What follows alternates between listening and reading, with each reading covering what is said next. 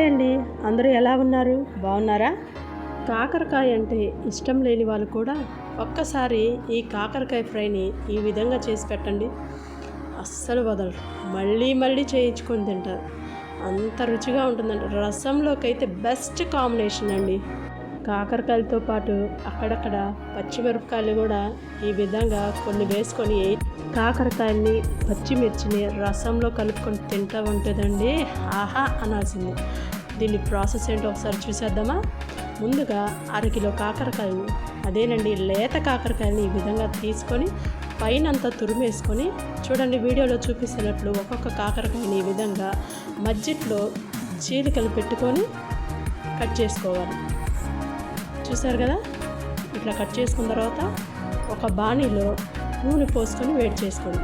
నూనె కొంచెం వేయించుకోవడానికి ఎక్కువగానే పడుతుందండి. ఇలా ఆయిల్ వేడెక్కాక మనం కోసి పక్కన పెట్టుకున్న కాకరకాయని ఒక్కొక్కటి వేసుకుందాం.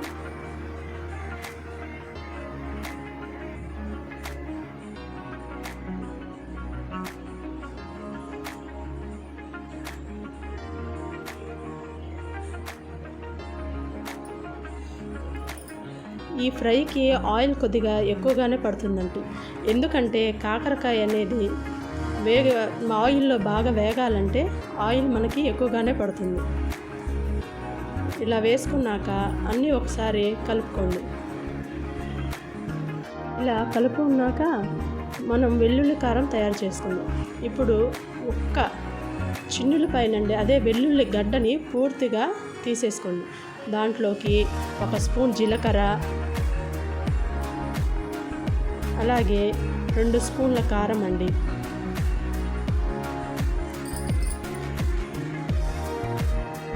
అందులోనే 1/2 స్పూన్ వరకు ఉప్పు వేసుకొని కచ్చా పచ్చాగా దంచి పక్కన పెట్టుకోండి. ఇప్పుడు కాకరకాయల్ని బాగా ఆయిల్లో బాగా వేగేలాగా కలుపుకోండి.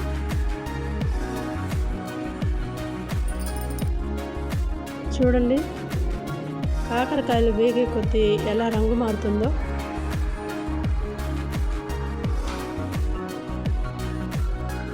ఇలా బాగా కలుపుతూ ఆయిల్లో వేయించుకోండి. ఇప్పుడు కొంచెం పసుపు వేసుకోండి.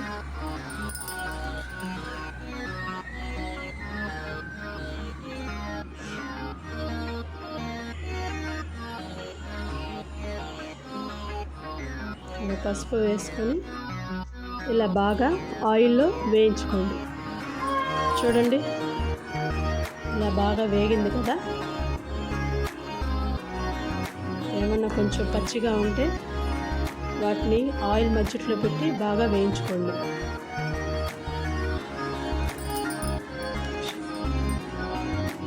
ఇలా వేగిన తర్వాత ఇప్పుడు 1/2 స్పూన్ సాల్ట్ వేసుకోండి. 1/2 స్పూన్ ఎందుకు వేస్తున్నానంటే, ఇందాక వెల్లుల్లి కారానికి మనం ఆల్రెడీ కొంచెం ఉప్పు వేసుకున్నాం కదా, అందుకనే ఇప్పుడు కాకరకాయలు వేయించేటప్పుడు కూడా కొంచెం వేసుకుందాం. ఇలా వేసుకొని బాగా వేయించుకోండి.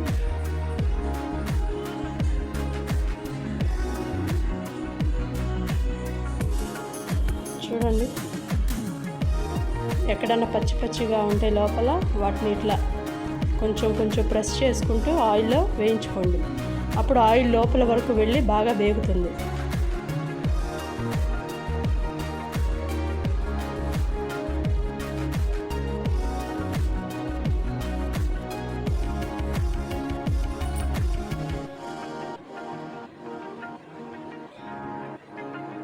ఇలా వేగాక వెల్లుల్లిని దంచి పెట్టుకున్నాం కదా కచ్చా పచ్చగా, ఆ మిశ్రమాన్ని వేసేసుకోండి.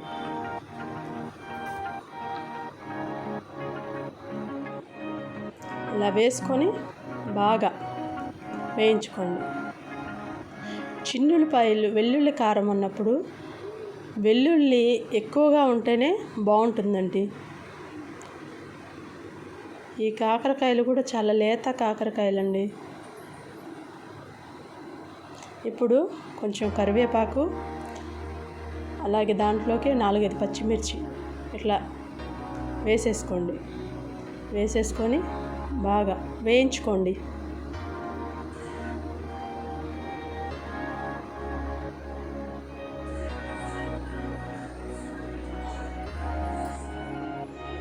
కాకరకాయలతో పాటు పచ్చిమిర్చి కూడా వదలకుండా తినేస్తారండి.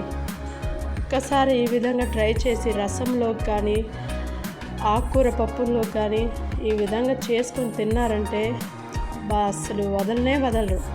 మళ్ళీ మళ్ళీ ఈ విధంగానే చేసుకుంటారు. అసలు పచ్చిమిర్చిని అయితే కూడా వదలరండి. అసలు కారమే లేకుండా అంత స్పైసీనెస్ కూడా రాకుండా కాకరకాయ పచ్చిమిర్చి రెండు కలుపుకొని తినేస్తారండి. రసంలోకి అయినా కానీ ఆకుకూరల్లో కానీ సూపర్ కాంబినేషన్ అండి. చూడండి, ఈ విధంగా పచ్చిమిర్చి కాకరకాయ అన్నీ వేగిపోయాయి కదా. నచ్చిందా ఫ్రెండ్స్? అయితే లైక్ చేసి షేర్ చేసి సబ్స్క్రైబ్ చేసుకోండి. Thanks for watching.